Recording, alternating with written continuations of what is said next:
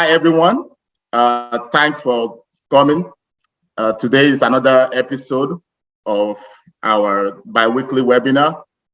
We have Dr. Raj here as our guest. He's a world-renowned pediatrics cancer researcher, oncologist, real estate investor, entrepreneur, founder, and manager of REIDOC Capital, LLC. Raj went to medical school in India and trained in London, Illinois, and California. Raj has a master's degree from University of Southern California and an MBA from University of Massachusetts. Raj owns and manages several rental properties in Houston and has invested in multifamily syndications for more than 5 years. Last time we talked, he has over 1,700 units currently under management, either with his own company or as a general partner. Raj also has 2 children who had varied interests from arts to computer games. I've seen some of your kids actually talking about financial concepts once in a while on Facebook, so you're doing a good job. And he traveled the world as a family. He's passionate about giving back and supports several charities in India.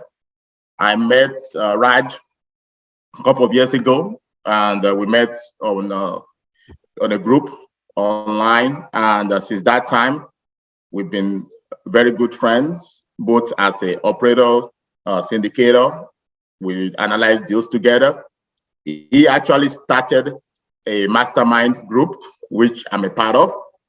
And we all talk about what are we working on, what our turns, what our roses. So, he's a very knowledgeable doctor in this space. So I'm going to give the floor to Raj and let him further introduce himself and teach us a thing or two about multifamily investing and what we're looking at in 2023.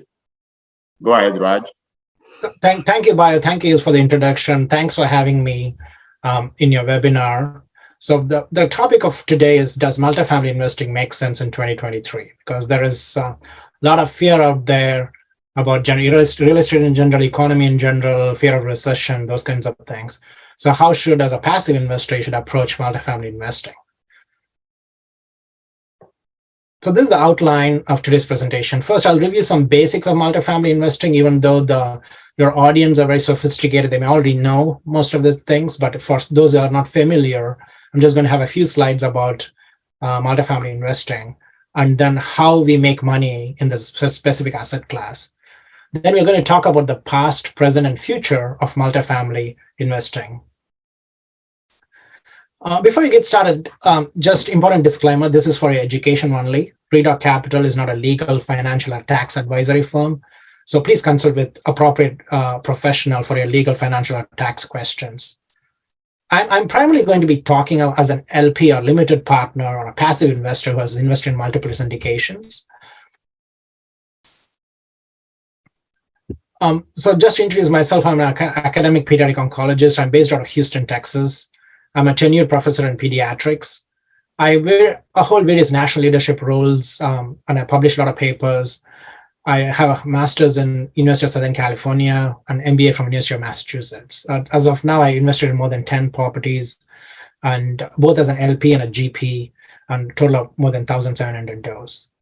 I am the founder of REIDOC Capital, a boutique investment firm focused on helping doctors invest in apartments.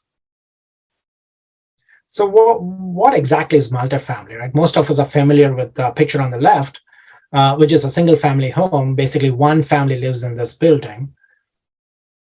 Multifamily is a property where more than one family live, right? It can be a small multifamily like duplex, triplex, fourplex, or a large apartment complex like the one on the right in the picture.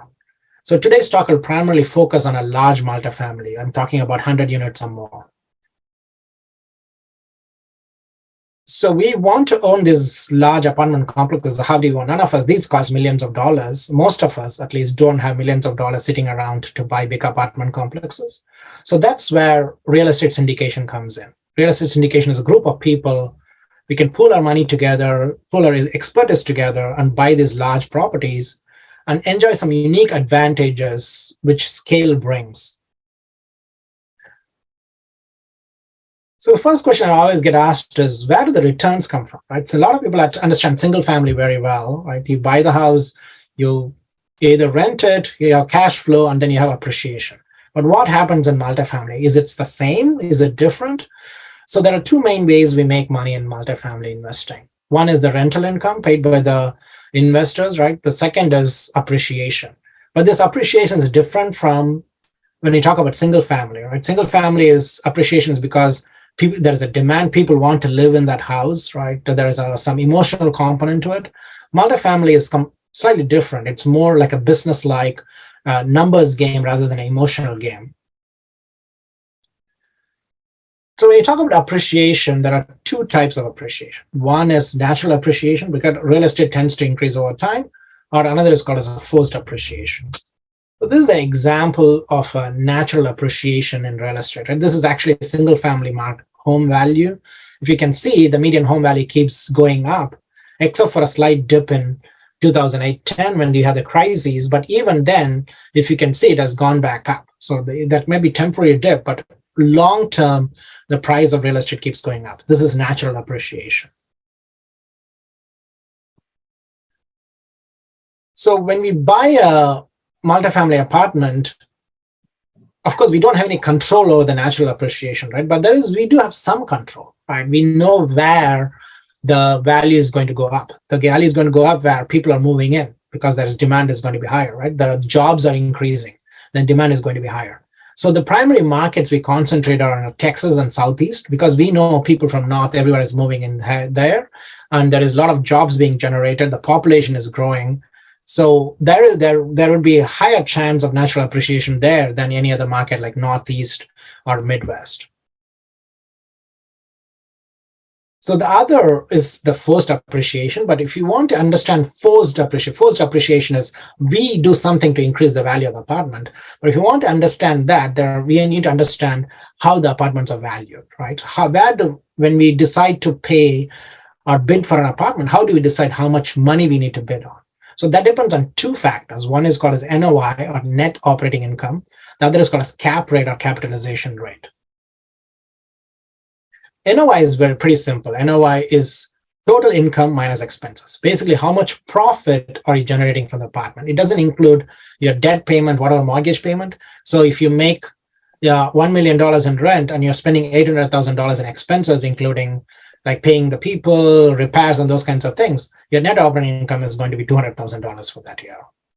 So this is something, it's important because it's something we can actually have some control over, right? So it depends on gross income minus expenses. So you can do things to increase your gross income, or you can do things to decrease your expenses. So that's going to increase your net operating income. So when we buy apartments, we try to do both. We try to increase our total income we get and also decrease the expenses. So this is an example where how we try to increase our gross income. Say the figure on the photo on the left is when you buy an apartment. It's not my picture, it's from the internet, but it's a classic example. And this apartment, you can see the countertops, fridge, cabinets that are a little older. So the flooring is old. So we buy it, we put like $10,000 in an apartment. We can spruce up the kitchen, put new countertops, new fridge, new cabinets, or just paint the old cabinets to make it look better. We can improve the bathrooms, put new tiles, low floor toilets, those kinds of things. So then the customer or the client is willing to pay more for this, right? So they're paying $800 on the one on the left. They may be willing to pay $1,000 for one on the right because it's updated, it looks better. And since the value of the apartment is dependent on the net operating income or how much money it generates each year, we are able to increase the value by increasing the rent on the apartment. So let's look at it as an example. So I'm going to keep it very simple for this presentation. Say we buy a 100-unit apartment complex and spend $10,000 in each unit to upgrade the bathrooms and kitchen, right? So the investment is going to be $1 million because 100 units, $10,000. Then after we upgrade, say we increase the rent by about $200. Okay, that is going to be $20,000 extra income or rental income you're generating per month. And if you do it over 12 months, it's going to be $240,000 extra dollars per year. So we just increased the NOI by $240,000 by investing about $1 million. That doesn't seem to be a lot, right? So just $240,000, you invested $1 million. This does two things. One is going to increase your cash flow every year, but also it's going to increase the value of the apartment. I'm going to show you how in the next slide. Even the $240,000 didn't look like a lot, right? But if you substitute that in the formula we already use, we increase the NOI by $240,000. Say the cap rate is 5% for the apartment. The value of the apartment we actually increased by about $5 million. We spent $1 million and we increase the value of the apartment by $5 million. So it's a good return on investment. So this is how we increase in value. When you say, people say value add apartment investing, that's what they do. They go in, fix things, improve it. And then once we capture, increase the value enough, we sell it off and go on to the next apartment. So this is the basic business plan of investing in apartments. Hopefully that gave you a good idea why apartment investing is exciting and how it generates money for the investors. And it also has a social purpose, right? Otherwise, no one will touch these 1960s, 70s apartment, and they're going to be always like that. So there is an incentive for investors that go in and improve them and make the lives better for the tenants there as well. So that gave you some idea about multifamily investing. Some of the audience here may have invested in multifamily between 2017 and 20. So if you had invested, so please let me know in the comments. My guess is you made a lot of money, right? I don't care about which operator you went with, which market you invested, right? Even in the crappiest market or operator, you probably made a lot of money.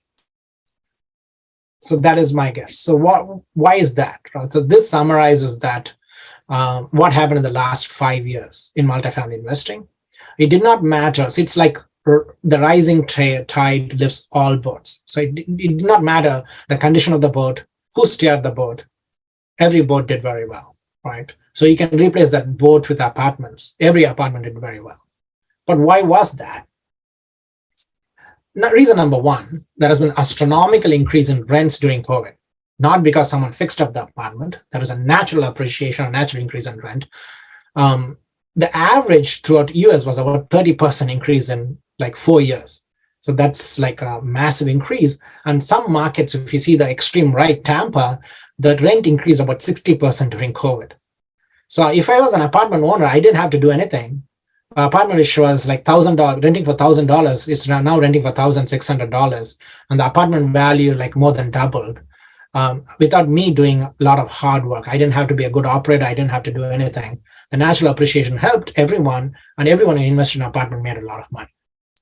The second reason is government printed lots of money too, because people had lots of money. The government printed so much money. Everyone was looking for a place to invest this extra money. They were not spending in a vacation. They are not doing other things. So they had to invest. And multifamily was a very attractive place to invest because the returns were increasing, the rents were increasing.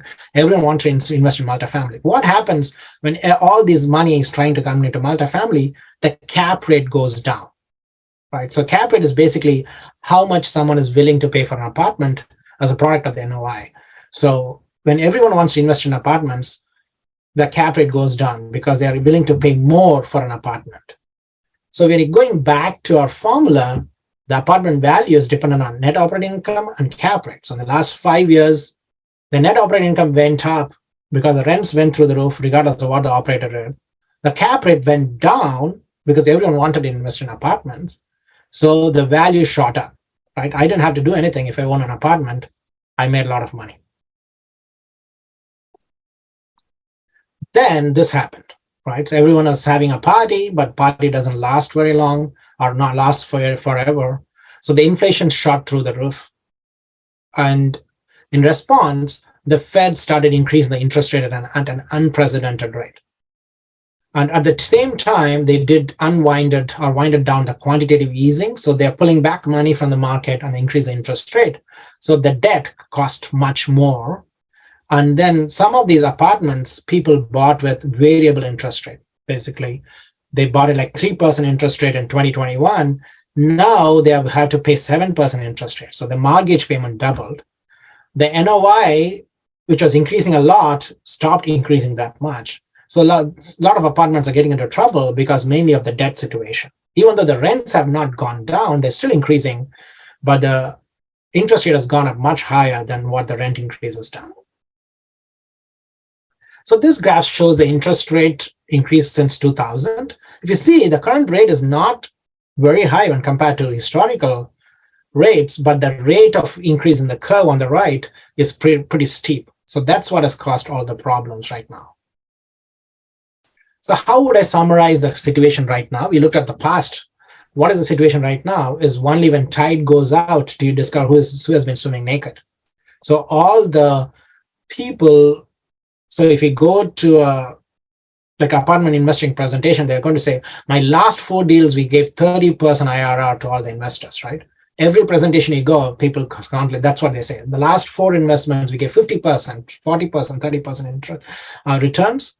That was not because maybe the operator was good, but everyone did it. So it's not like a big deal if they say, I did 30% returns. So don't rely on the past performance.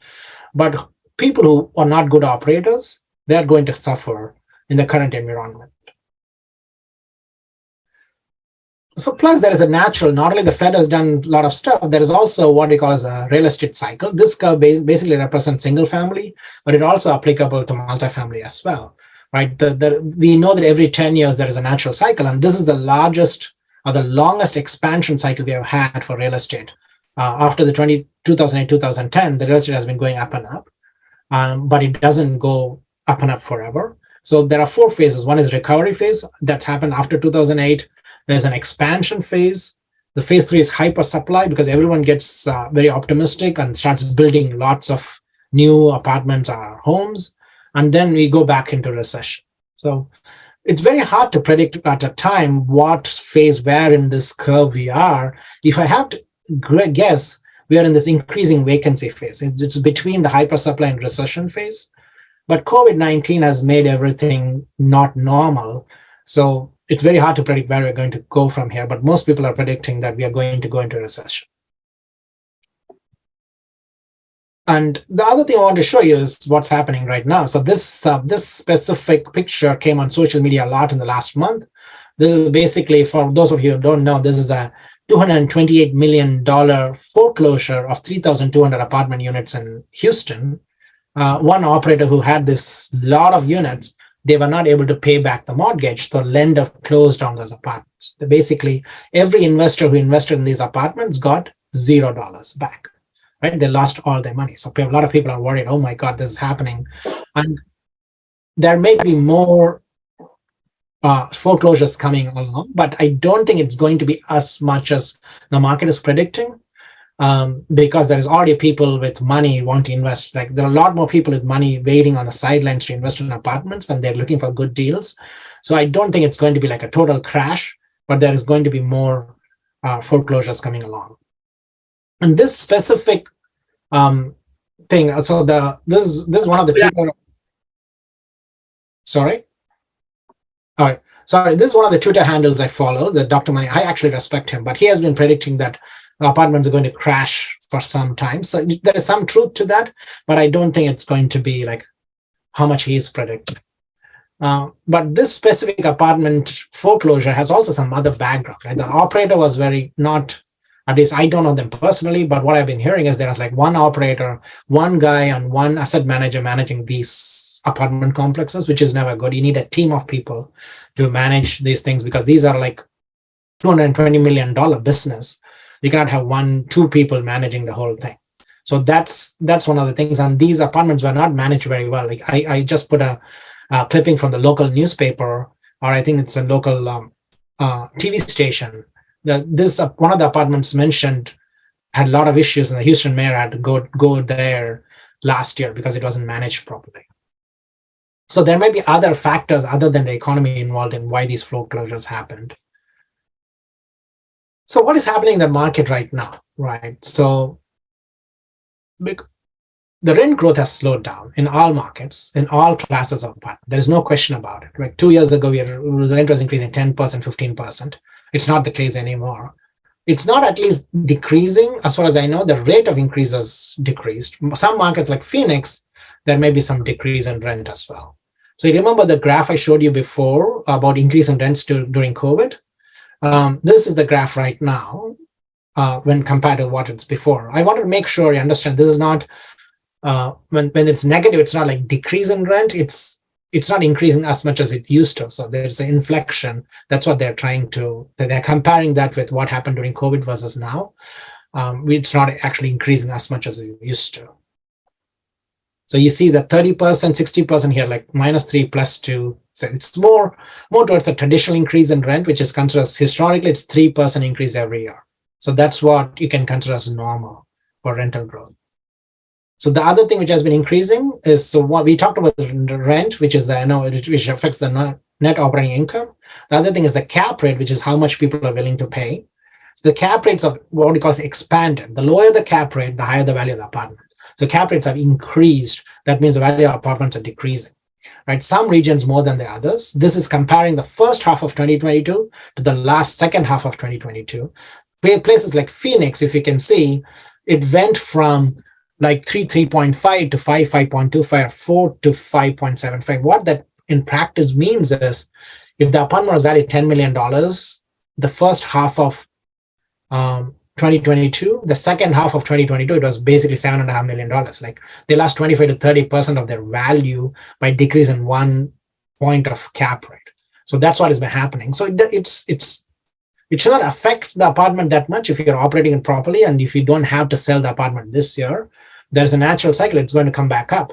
But people who need to sell the apartment this year, they are in trouble because the apartment values have gone down significantly. People who have had to refinance their apartments because they had a variable debt, they are in trouble as well.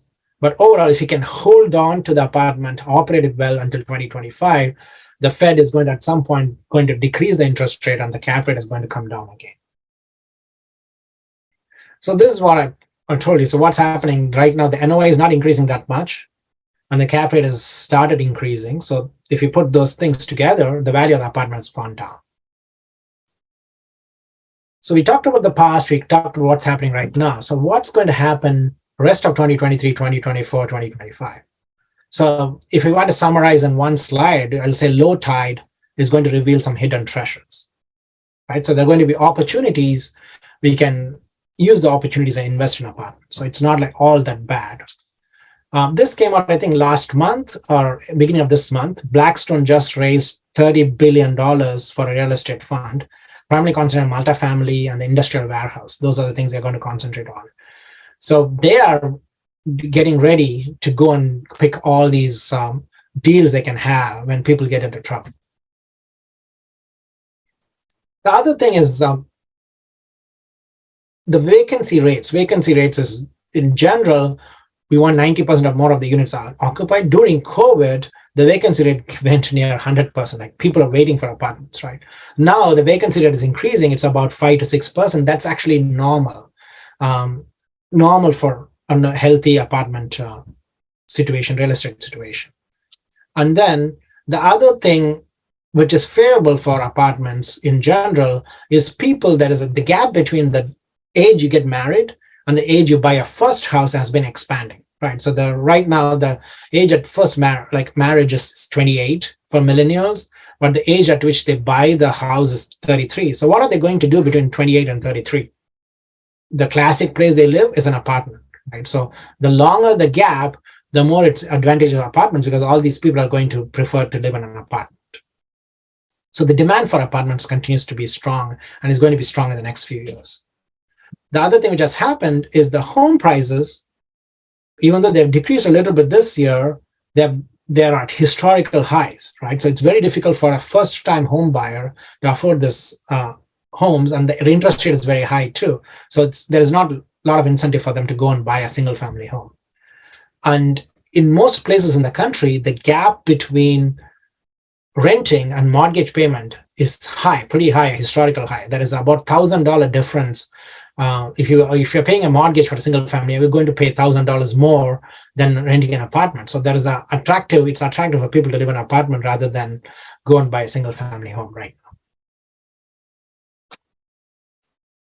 Plus the other question which is always asked is, what about all these thousands of apartments being built, because during COVID, what happened is multifamily is doing very well. So then there are a lot of new startups, like new buildings are built, and because everyone wants to cash in on demand for apartments. So it's basically a classic supply and demand situation. There's a lot of demand, so the supply increased.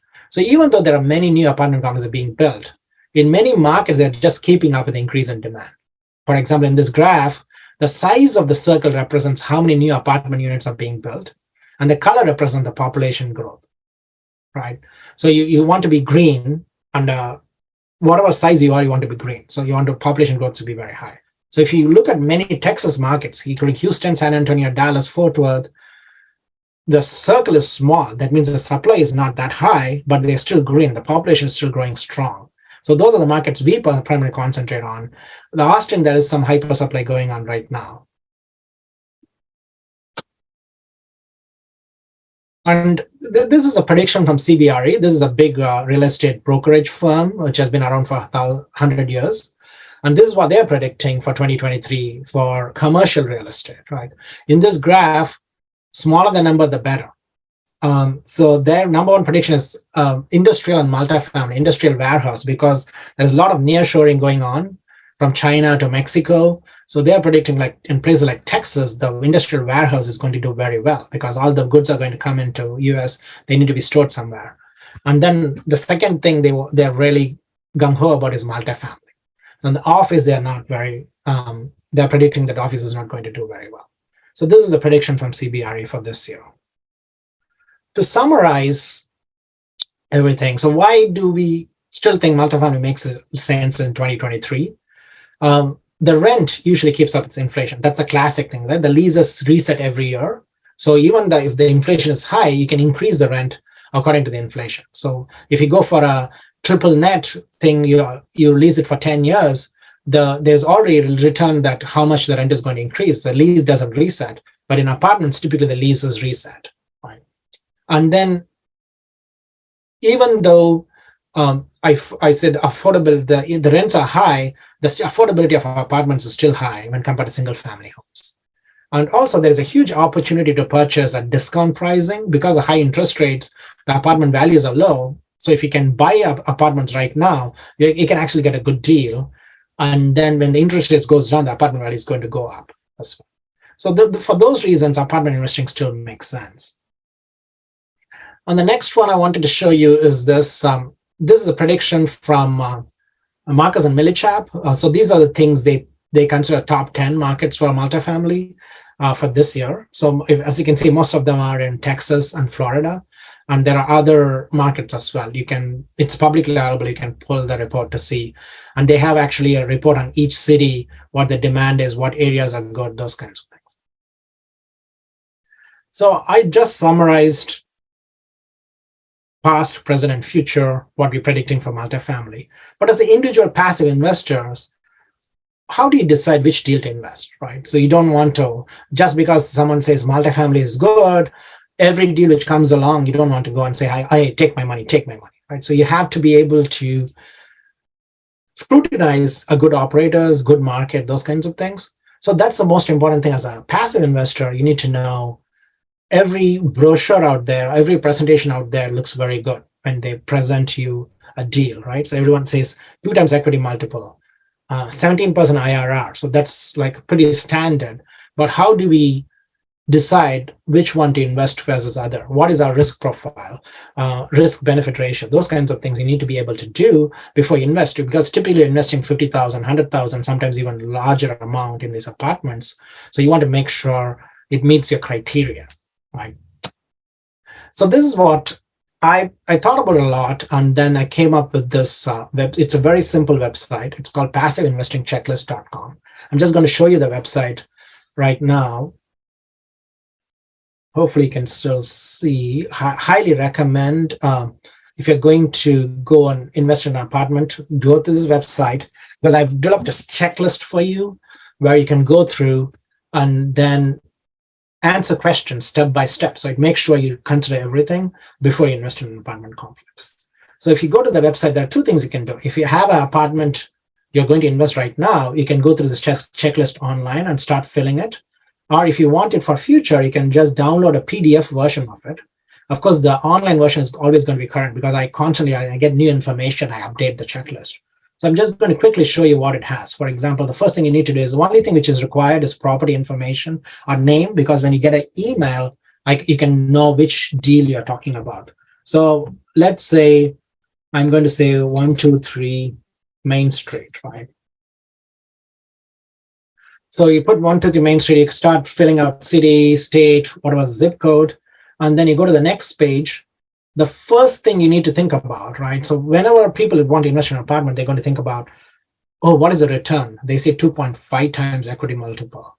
So I've seen deals where they say 30% IRR, 40%. They even use the term infinite return. Those kinds of things, they are important at the end of the day, but the most important thing is sponsor. So first thing you need to scrutinize sponsor. That's why I have arranged a checklist in terms of decreasing order of importance. First thing is you need to sponsor. So for example, the first question I ask is, do you know and trust the sponsorship team? If you say no, then don't proceed after that. There's no point in investing. So you need to know the sponsorship team, right? And then so there are multiple questions here. For example, does the team have people with complementary skills? Is it one-man show, or are there multiple people involved there with different expertise? Because one person cannot do everything, especially if it's a $50-60 million business, right? What is their track record? Are they putting some money in the apartment? How many deals are they doing? Have they done? Are they doing right now? Are they doing too many deals? If they're doing too many deals, they may not have time to dedicate to this apartment, right? So I look for people who do 2 to 3 deals a year maximum, not for, if they do 10, 20, they probably not have enough time to dedicate for this one project. Then it goes to the market. What is it, a primary market, secondary, or tertiary market? What is the population growth like? Because we want to invest in a market where the population is growing. I also have links here, so you can actually click on the links to actually get the data where you find the population growth data. You can click on it and it will going to show you. What is the median home value increase? Is the property values going up in that area? What is the crime rate in that market, right? So that's the market questions. And then you go to the sub-market where the property is located with that area. What is the poverty level there? What is the household income? Household income needs to be at least 3 times, the median household income needs to be at least 3 times your rent the person is going to pay in a year. So if they're paying $12,000 rent per year, like $1,000 per month, the median income must be at least $36,000 for us to be sustainable, right? If the median income is $24,000, no one is going to pay the increase in rent, and there's going to be a lot of vacancies. What is the unemployment rate there? Is there a diverse population there, not just one ethnic group or one race in there? And then also always look for what kind of amenities or stores are nearby, right? That also going to depend on what class of apartments you're buying. So for example, I contact class A and B. I always look for, hey, where is the nearest Starbucks? Because Starbucks has already done the research, and they're going to put a Starbucks store where there are people with money are there, right? So if your apartment is within 5 miles of or 2 miles of Starbucks, that's a pretty good indication that people with money are living there. They can afford to rent the apartment. And who are the employers in the market? So I used to live in a place called Peoria, Illinois. Caterpillar was the only game in town. If the Caterpillar went down, the town is going to go down, right? So I won't go for that kind of market. You want to go for a market where not one employer employs more than 20% of the total employable population. Then even if that employer goes down, there are other employers there. So your apartment is not, that people are still going to be paying rent. Then the actual property itself, the submarket itself, property itself, in general, I recommend greater than 60 units because that gives efficiency. They can employ an on-site manager. I can employ an on-site maintenance person. Of course, that doesn't mean someone with 30 units is not going to do well, but efficiencies comes when we have more than 60 units. And what is the price per door they are paying? What is the class of the property? Is it A, B, C, D? A is the highest level where you and I would want to live in. B is slightly lower. C is like workforce population. D is something you should not invest in at all. And what is the location? So those kinds of things. What is the current occupancy? You generally want the occupancy of the apartment to be about 90% or above. If there are 100 units, 90 units should be occupied right now. And only 10 units should be maximum be empty. Not only that is important, there is a concept called economic vacancy, where there may be 90 units occupied, but only 80 unit tenants may be paying rent. That means your actually physical occupancy is 90%, but the economic vacancy is nearly 20%. That's not good. That means people are not paying rent. They're still occupying the apartment. You're not going to make a lot of money. So those are the things you can either find these out from the operating memorandum or offering memorandum they're going to give you with slides and stuff. Or you can ask this in webinar when they conduct, or you can just call up the sponsor and say, hey, I need you to answer all these questions, and then ask these questions and go through the checklist to make sure you're able to answer all those things. After only you've gone through all those stuff, now you go to the projected returns, right? Our tendency is always to be projected return first, but you have to scrutinize all those things first, then go to the projected return, look at what is your cash on cash return, internal rate of return, equity multiple, how often do they distribute the money, and when is the initial distribution going to start? So all these questions you can ask before you make a decision about investing in that apartment. And other things you need to look at, I'm not going to go over these things, but what kind of financing they have. So when you do the checklist, you ask all these questions. Is it a fixed rate, variable rate financing? What is the loan to value? The higher the loan to value, usually higher the risk. What loan to value means, if the apartment costs $10 million and the loan is $8 million, the loan to value is 80%, right? So you're raising, the investors are doing other $2 million. So the higher the loan to value, the higher the risk, but also the higher the return. So you have to know those things. And then you ask the sponsor, what are you assuming here, right? So they're going to tell you, I'm going to buy it for 10 million. I'm going to sell it for 20 million. Okay, how are you going to do it? What are the assumptions? What is the rent increase you're assuming? Are you predicting that you're going to increase 10% every year? That's not practical. So you'd ask, what is your prediction for rent increase every year? What is the prediction? What is the cap rate is going to be when you sell the apartment? And how much are you going to spend for rehab? If they say, I'm going to spend $3,000 on rehab, but going to increase the rent by $200, that's not practical. The rehab is not going to be that much, and the rent is not going to go that high. So you need to know the market rate. Right now, at least this year, depending on the apartment, most of them in markets, it costs about $10,000 to rehab the unit. And then, of course, last one, the next one you want to look at is what is the fees involved, right? Is there a preferred return? What is the LP-GP split? Is it 70-30, 80-20? What is the common split? What are the different fees? Asset management fee, acquisition fee, disposition fee, and is there any other fees involved? So you can go through the checklist and write all these things down. And then you also ask them about the business plan. So you're saying $200. How are you going to increase it? Are you just going to do kitchen and bathroom? Are you putting covered parking lots? Are you going to put low floor toilets? So you need to understand what is the business plan. How are they adding value to the apartment? And then the last page I have is your own gut feeling, right? That's the most important thing. I say, what is your gut feeling? Do you want to invest in this deal after going through these 7 pages? If it is yes, of course, you proceed and look at other things. If it is no, then of course you do. And what is the investment amount? Where are you going to get the funds? Those kinds of things. Once you fill in all those stuff and you put in your name and email address, then you get an email with a summary of everything you filled out. So that's the record. So if you're looking at 2-3 properties, you can fill it out for 3 properties and you can actually compare all the data you get from that. Or you can download the PDF checklist. And I also have a video here which explains to you how to go through the checklist and everything I talked about. And then you can also make an appointment with me if you want me to go over the deal with you and go through the checklist and explain to you how it works as well. So with that, I'm going to stop the presentation. Thank you, Raj. That was very comprehensive.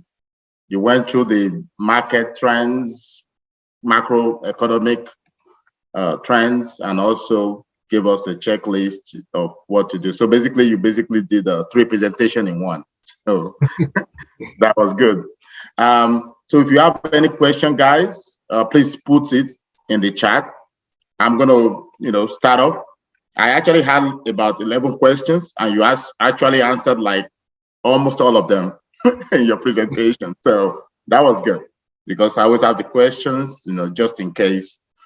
So I'm going to start off with I saw you had a slide about Class A, Class B, and C.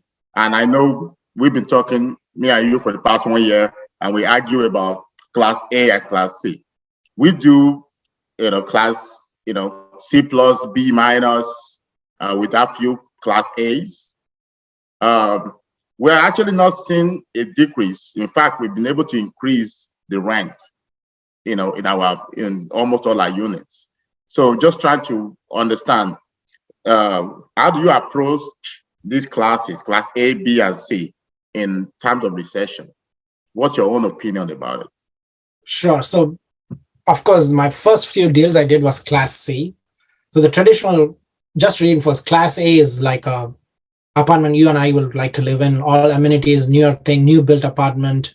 Class B is slightly older, less amenities. Class C is usually workforce apartments, right? So as I said before, Class C is one usually gives the highest return when compared to Class A and B, but also it has a higher risk than Class A and B usually. But as like any real estate is always local, right? So you cannot just generalize for every market or every situation. Sure. What happened during 2021, 2022 is, so traditionally the cap rate for Class A would be like 3, 4, Class B 5, 6, and Class C 7, 8.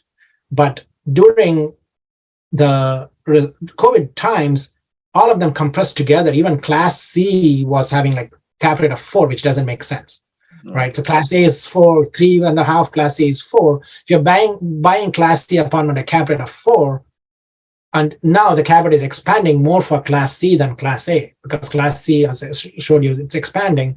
So then the risks are higher. You're probably not going to make a lot of money if you're bought it in 2021 and 2022. So that's what. So it has to be the right price.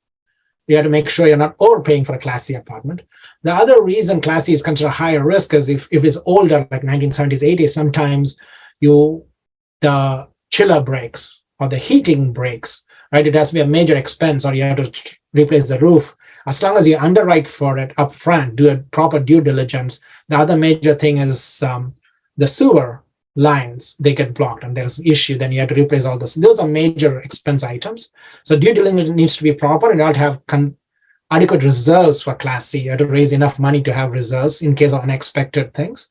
Then you can still make money. So Class C involves more work for the operator, to be honest, because there is more tenant turnovers and those kinds of things. So the operator depends more on operator skill. Class A probably less on operator skill than Class C. Yeah, I mean, I do agree with you. There's a lot of deferred maintenance. We actually have a criterion never to buy anything below 1980. And we're now actually trying to move it to 1984, 85. Mm-hmm. So we do, if everything works well, and the only thing left, like it's, the numbers are good, everything is perfect, good area, and it's like 1978 or 1979, we might consider it anyways. But in general, though, yes, I do agree about deferred maintenance. But like you said, with investing, it's almost always risk versus return. If you're going to get a higher return, you almost always have to increase your risk a little bit. So, and that's what many operators don't tell investors, because, people just see 3x return and they get so excited about it. But the truth of the matter is, 2x return where you can't sleep at night versus a 2x return where you can sleep peacefully. So you make your own choice sometimes. But like you also said, it's local, like a local market. In the same market here, there are places where you can increase rent by 10%, and there are places that you can barely increase by 3%. So even in the same town, So I think, like I said, it's very local. So do we have any more questions? If you want to come on video, you can. Just let us know. And so another thing is also, how should investors balance short-term cash flow with long-term capital appreciation in their multifamily properties in 2023? Because the reason why I'm asking this question is, right, before we were giving 10% cash on cash. It was even like 2 years ago, there was one senior living, we projected about 12%. It was that good. But now the last deal was about 6%. And there's a lot of questions about it, like, oh, why is the cash on cash return so low? Although the final return actually seems like it might be higher ultimately, like the multiple. But it was difficult for investors to understand that, there's lower cash on cash return. So can you just explain how you can balance both, the short term and the long term capital appreciation versus the, short term cash flow? So there are a couple of things here. One, as a passive investor, you have to be clear about what your goals are for the investment, right? So I think majority of my investors, at least, are physicians, and their goal is long-term wealth. They're not like retirees looking for this as an income every month, cash on cash return, right? So if that is the case, right, you are going to depend on this cash on cash for everyday like living, then there are other things which will produce more money, like ATM investments or whatever other things you should look at. So that's one aspect. You have to look at your goal, and most of my investors' goal is building long-term wealth. For that, cash on cash itself is not important. How much money you make at the end of the deal is what's more important, right? But there is also to understand where the cash on cash return is coming from. Cash on cash return is basically, we talked about NOI. So we get $200,000, and it's split between the investor and the bank. So if the bank's interest rate is high, bank is going to get a larger cut of it, and investor is going to get a smaller cut. So that's why the cash on cash return has gone down, because our interest rate has gone up, our payment to the bank has gone up, right? So that's why the cash on cash. But overall, cash on cash traditionally doesn't contribute a lot to the overall return. So even if this is 6%, the overall return seems to be good because it depends on your selling price. That's what most of the value add. It depends on how much value you add and what price you can sell. So 6% is actually the standard right now. Most of the deals we have is about 6%. So that's what I would look at, is what is the long-term goals and understand how cash on cash works. And for me personally, my long-term goal is grow wealth. I don't care about how much money I get every 3 months. Of course, it should not be zero, because we want him to have positive cash flow, positive NOI, but 6% is completely fine with me. Okay. So another thing is, I know you're very big into technology, and you're helping me so far, my team, with how to automate many of my social media posts. Like I still post about this webinar. I use my VA to post things, and you already scheduled everything for the year, for example. So so my question is, how important is technology in multifamily investing, and how will technology impact the landscape? In terms of how much people you employ, and is it going to save us syndicators money, or is it going to, how is it going to affect long-term outlook and returns? So there are a couple of aspects to it. So let me first think about the passive investor side, how the technology is going to help, right? So one of the major disadvantages of multifamily investing or syndications is the money is illiquid, right? So you put the money in, it's not a publicly traded security, so you cannot just go out and sell it to someone else. So it's illiquid. So people are out there trying to solve this problem by using blockchain technology, for example, trying to put these as, I'm blanking on the name. It's not crypto for sure, so don't worry. It's a blockchain technology. They're trying to make it's like a unit. You're basically buying a unit of blockchain and you can sell it to someone else, kind of thing. So they're trying to make it less illiquid, so that you remove the major friction point for a lot of people. A lot of people don't want to say, hey, put the money in, I have to wait 5 years. By using blockchain, they're saying they're creating a marketplace for passive investors to sell their thing to someone else. So that's coming in the next few years. So that's going to help the passive investor. And of course, for the syndicator active property manager side, for example, you're also involved in the same property. So tenants are demanding more technology for themselves, right? More smart thermostats, EV charging, right? A lot of electric vehicles. So these can be value add stuff. We give technology to the tenants, and they're willing to pay more money to us, so we can increase the value of the apartments. So that's the other thing we can do. And I mainly raise capital. I'm not an operator, even though I want to become an operator mainly in the future. So there are also other technology platforms which help you start a fund, for example, pretty easily. I've been talking to some technology people where it's what he calls a flexible fund. Traditional fund disadvantage is you put your money, you don't have any control over the money. You have to rely on the guy who's raising the money to do stuff. But there are fund structures out there where you become part of a fund, but the investors can decide which property they want to invest. They don't have to invest in every property in the fund. So there are a lot of technological things happening around the multifamily or real estate space. In the next few years, it's going to be exciting. Okay. I mean, it looks like it's mostly positive. Can you think of a negative? For the technology, I don't know. Specifically for multifamily, I don't think so. Maybe it makes it more easier for people to invest, but that could also be bad sometimes because they may not understand the investment and put money into something because it's easy to do. Yeah, because actually what you said about fund was one of the reasons that is holding me back from starting a fund. Because many investors are normally before I do anything, I usually post it in the WhatsApp group, try to get feedback, what people are thinking. And oftentimes their problem is they're like, I like that there's one deal and I know this is the deal and I'm investing in this deal. But once you have a fund, especially if it's a big fund, you have $10 million fund, and now you have to maybe buy 4 or 3 properties in it. And because of that, and because of the way the fund is structured, so basically you're investing in all the 5 properties. It does have its advantages, which means you're more diversified now. Like if one fail, you have the 4 other ones to kind of pick up the slack.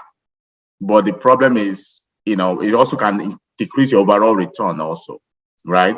Because if you look at one deal and you look at this deal is a home run and you invest in that one, and you can individually pick one. But the ability to individually pick even within the fund, that would be quite interesting. Yeah, I actually seriously looking into starting that. That also gives the investors, like a lot of people say, I have $100,000 this year. I don't want to invest in one property. Right here, when you have this flexible fund, you can put the minimum as 20,000, 25,000, whatever makes sense for the operator. So they can divide that 100,000 into 4 different properties if they want to. So there is some unique advantages there as well. So that's why I'm seriously looking into that space. Okay, that's interesting. We should talk more about it at some point later. I do a question there. Funding pool. So there, I know of a couple of funds which do that already. I'll be happy to send you there, but of course I'm going to start one. Probably our buyer is going to start one too, so I can participate in any of those funds. Yeah. Okay. Yeah, you can come on camera, or you can just ask your question. Oh, that's a Fini. Okay. Sorry. Okay. So, okay. Well, let me look through my questions because I know you answered a lot and I don't want us to repeat, but we have 2 more minutes. Let me try to. Okay. You already talked about emerging trends in multifamily amenities and services. Maya, there is one question. Can you talk more about the K1 tax distribution to investors? It's an interesting question. I actually did a separate presentation for K1. It's in my YouTube channel. If you connect with me, I can send you the link. But is there a specific question about K1 tax distribution? Of course, it can be frustrating for investors because a lot of times it can get delayed, and then you have to file extension. For example, I filed my own extension because all my K1s haven't. I'm waiting for 2 also currently.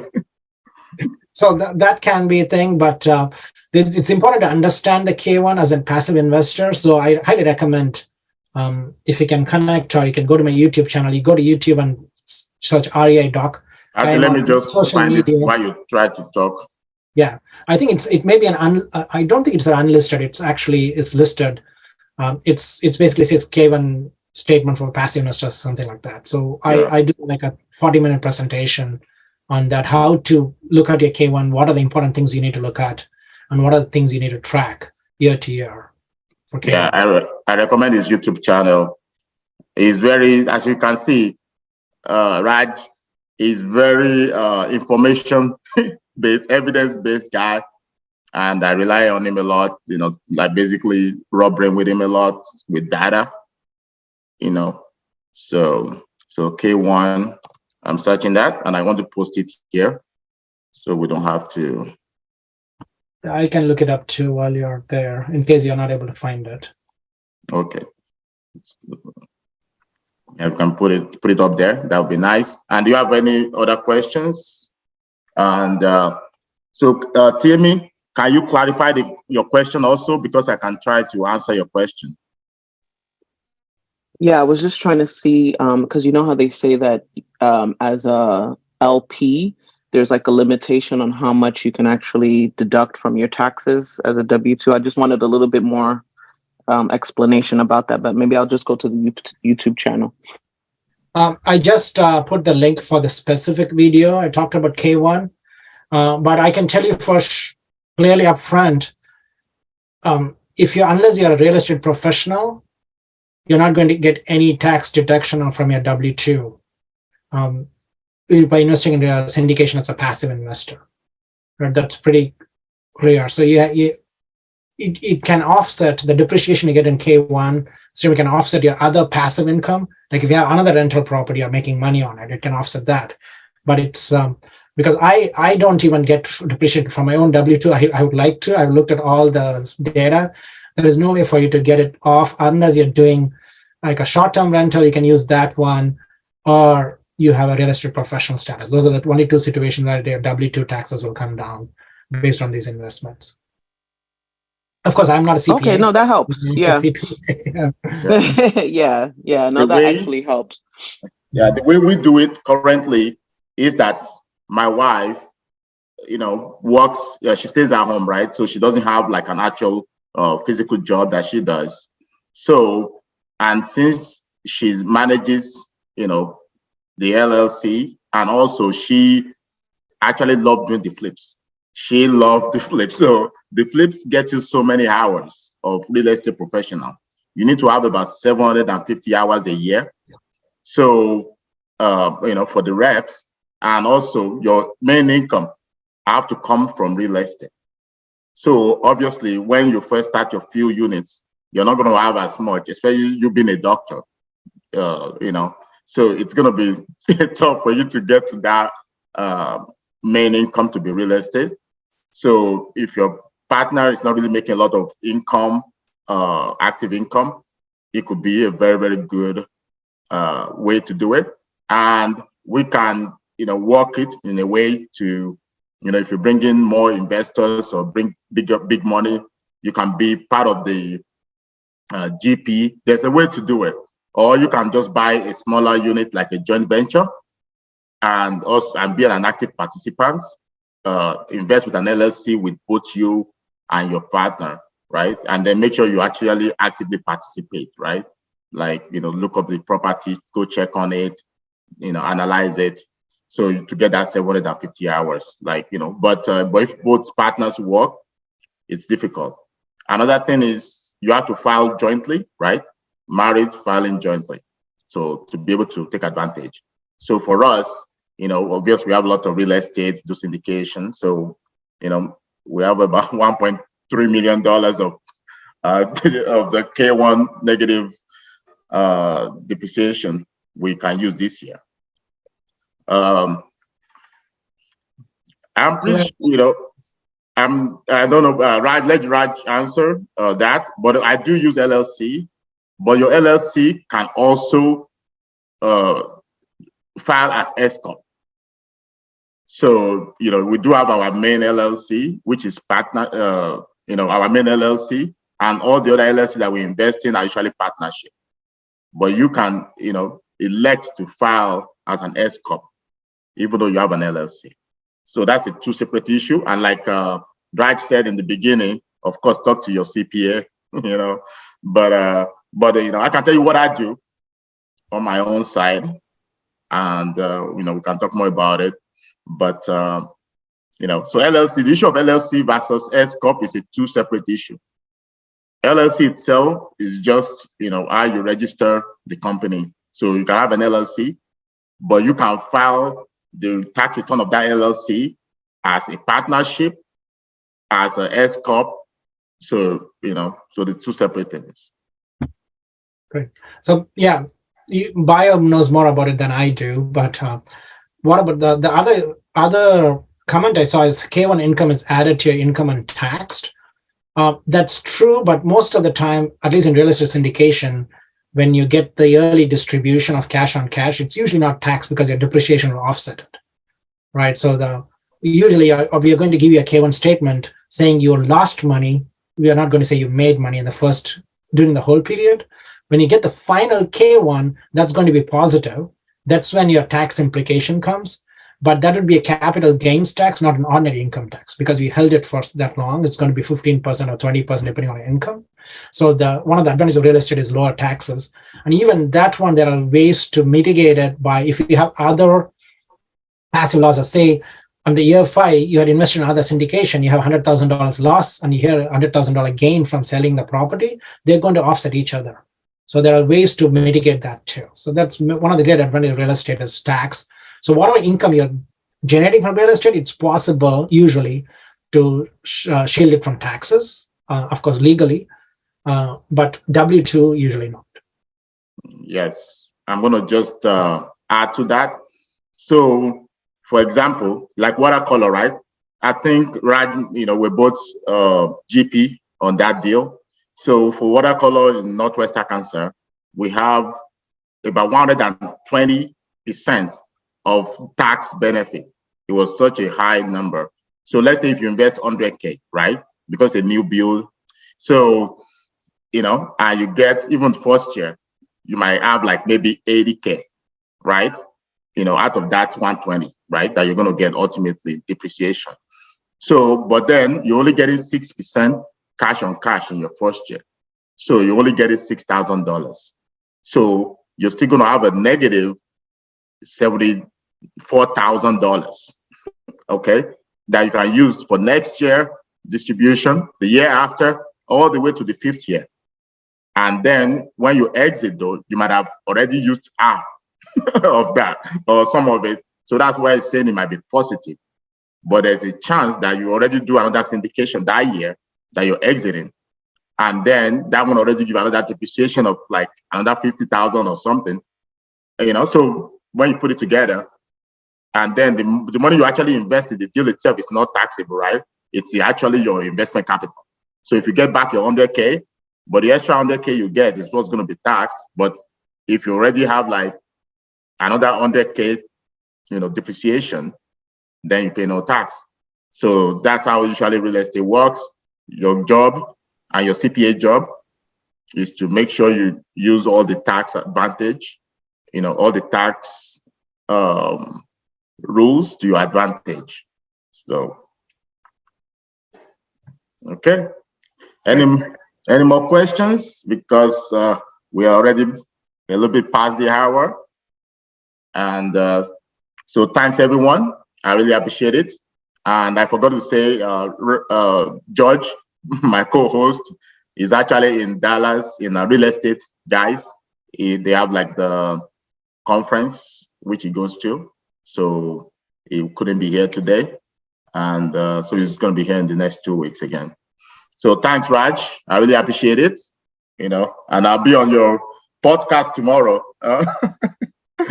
Thank you, Bayo, for inviting me. Thanks, everyone, for attending on a Saturday evening. Okay. Yeah, thanks, everyone. Take care. Bye.